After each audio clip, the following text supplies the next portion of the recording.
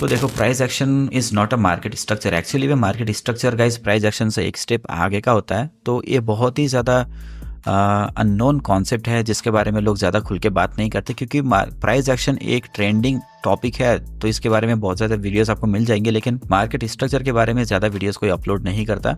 तो price action में basically हम क्या करते हैं, ज़्यादा से ज़्यादा हम कोई एसएनआर लेवल देख लेंगे या फिर हम ट्रेंड लाइन वगैरह ड्रॉ कर लेंगे, ठीक है, और कैंडल के रिएक्शन वगैरह हम देख लेंगे।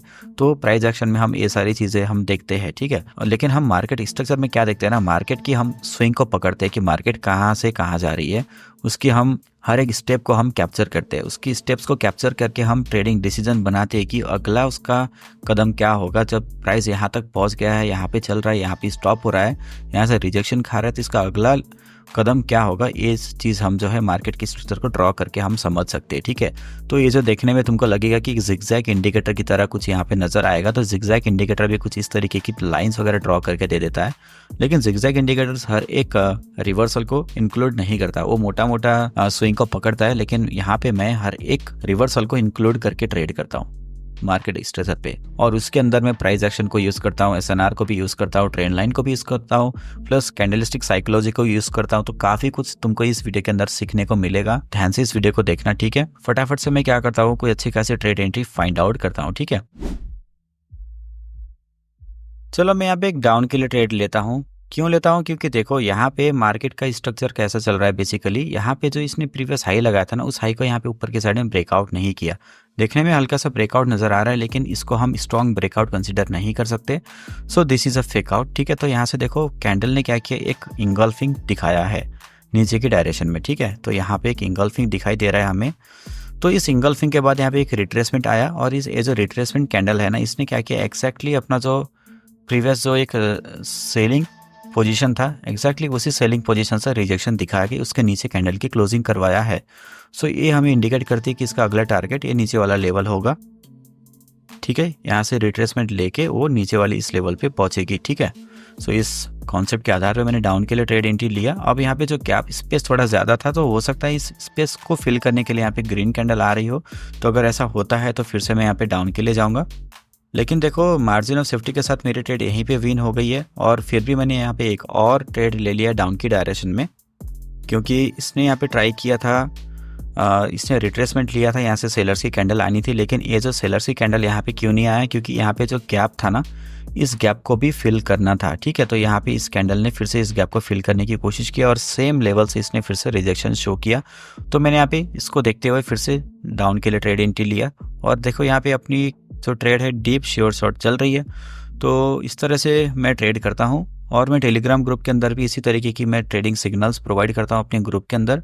तो अगर मेरे साथ तुम ट्रेड करना चाहते हो, मेरे सिग्नल्स पे ट्रेड करके प्रॉफिट जनरेट करना चाहते हो, तो मेरे साथ टेलीग्राम में ज्वाइन कर सकते हो, ग्रुप में तुम ज्वाइन कर सकते हो। उसके लिए तुम मुझे मैसेज कर देना, लिंक नीचे मिल जाएगा डिस्क्रिप्शन में। तो गाइस वहाँ पे भी हम अच्छा खासा ट्रेड वगैरह करेंगे। जब भी लाइव मार्केट ऑन होता है ना, तो लाइव मार्केट में सिग्नल्स देता हूँ, ओटीसी में नहीं देता, क्योंकि ओटीसी में देखो मैनिपुलेशन वगैरह कब हो जाए कुछ पता नहीं चलता है, ठीक है। तो लाइव मार्केट में थोड़ा सेफ रहता है, इसीलिए मैं लाइव में ही ट्रेड देता हूँ। देखो मैं यहाँ पे भी एक अपॉर्चुनिटी ढूंढने की कोशिश कर रहा हूँ, ओके। देखो मार्केट यहाँ पे हायर हाइस बनाती है, ऊपर जा रही है, ठीक है। हायर हाइस बनाती है मार्केट, ऊपर जा रही है।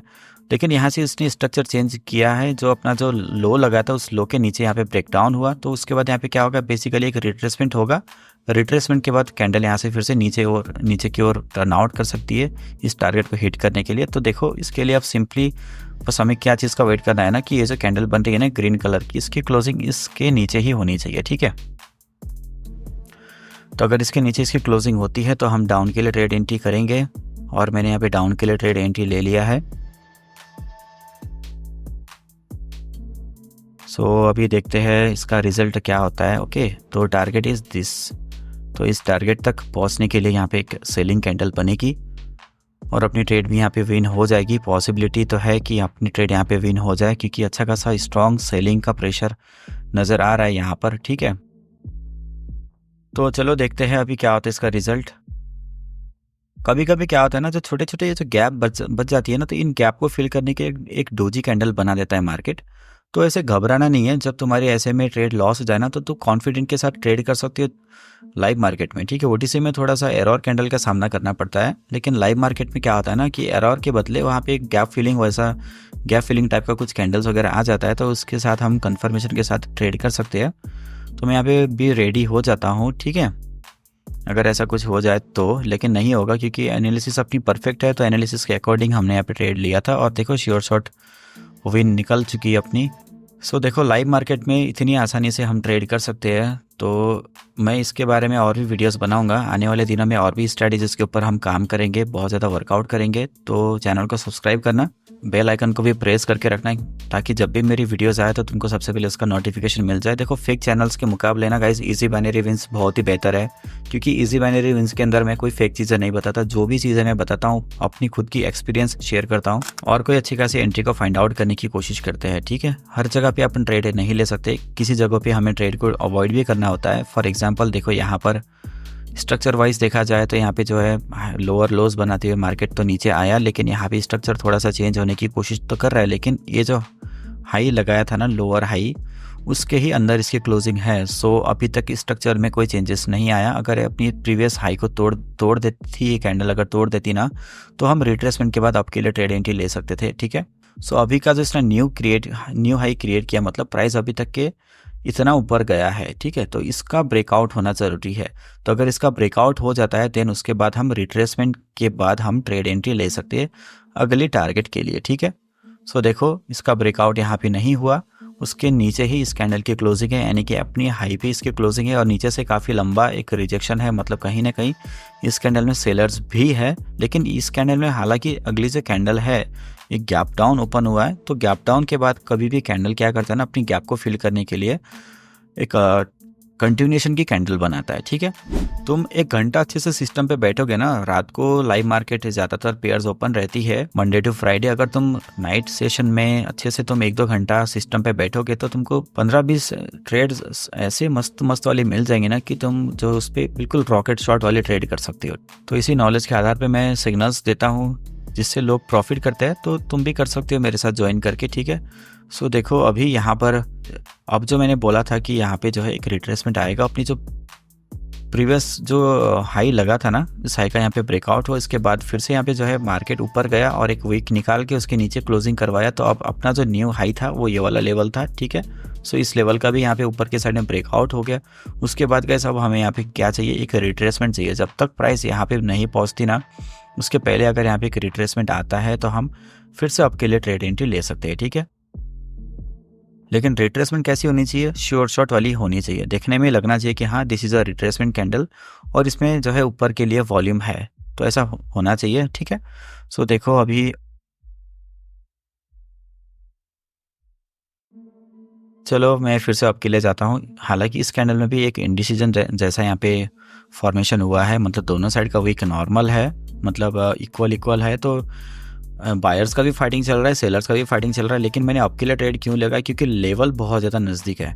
तो टारगेट है, वो टारगेट काफ़ी ज़्यादा क्लोज है। तो हो सकता है कि इतनी क्लोज टारगेट को ये जो है इग्नोर ना करे। इस टारगेट को फिल करने के लिए कैंडल एक ग्रीन कलर की बन सकती है इस कंडीशन पे।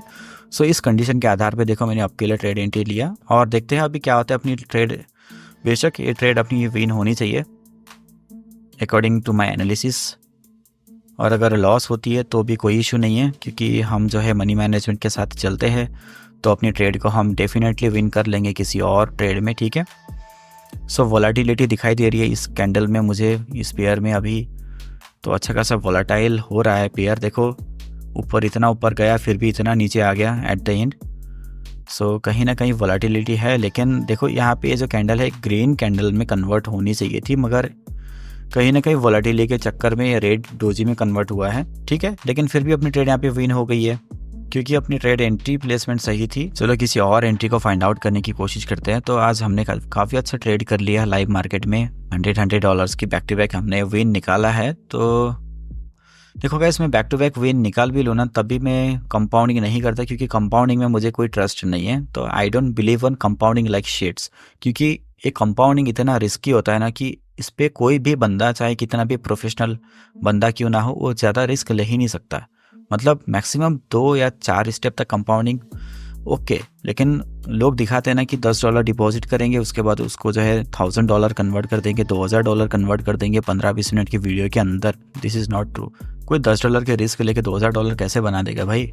ये सब चुतियापा होता है, ठीक है। हाँ, अगर एनालिसिस बहुत अच्छी है तो कहीं 4-5 स्टेप तक कंपाउंडिंग हो जाती है, लेकिन रिस्क से भरा हुआ होता है ये प्रोसेस। तो कंपाउंडिंग के चक्कर में बिल्कुल नहीं फंसना। तुम टेलीग्राम ग्रुप के अंदर भी जब ज्वाइन करते हो ना, लोगों की ग्रुप को जब ज्वाइन करते हैं ना बंदे, तो वो ये सोच के ज्वाइन करते हैं कि यार मुझे कंपाउंडिंग सेशन मिल जाएगा, ये मेरा कंपाउंडिंग करवा देगा, मैं $50 डिपॉजिट करूँगा, मैं जो है उसका $1000 विड्रॉ लेके चला जाऊंगा। तो गाइस, इसके चक्कर में बहुत लोगों ने पैसा डुबाया है, तो इन चीज़ों के पीछे बिल्कुल मत पड़ना। तो चलो, अभी कोई अच्छी खासी अगर एंट्री मिलती है तो हम ट्रेड करेंगे। मार्केट बहुत ज़्यादा गंदी होती जा रही है इस वक्त। सो देखो, बड़ी बड़ी कैंडल्स यहाँ पे बन रही है, मतलब एक इंडिसीजन टाइप की कैंडल्स बन रही है। तो अगर हम मोमेंटम में ट्रेड करने की कोशिश करें तो अलग बात है, लेकिन अगर हम लेवल्स के साथ ट्रेड करने की कोशिश करें तो यहाँ पे थोड़ा सा इम्पॉसिबल जैसा सिनेरियो नज़र आ रहा है। लेकिन मोमेंटम के साथ ट्रेड करना भी गाइस एक तरह से गैम्बलिंग टाइप का हो जाता है, तो पता नहीं चलता कहाँ से रिवर्सल दिखा देगा मार्केट, है ना।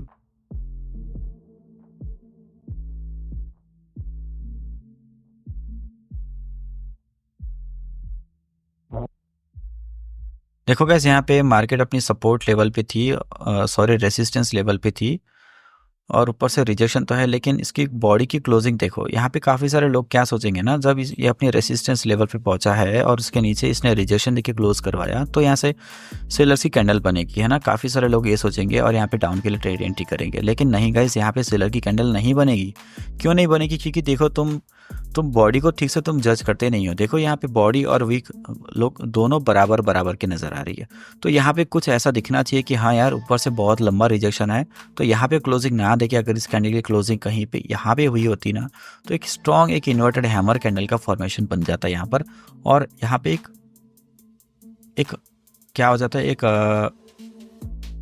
ओवरलैपिंग कैंडल का भी फॉर्मेशन हो जाता है, यानी कि जो प्रीवियस हाई लगा था उसके अंदर ही ये वाली कैंडल क्लोजिंग देती और उसके अंदर ये वाली कैंडल भी क्लोजिंग तो देती, जो कि एक इन्वर्टेड हैमर कैंडल थी।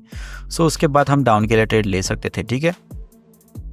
लेकिन इन कंडीशंस पे हम ट्रेड नहीं करेंगे, क्योंकि दोनों इक्वल है, विक भी इक्वल है और बॉडी भी इक्वल है, ठीक है।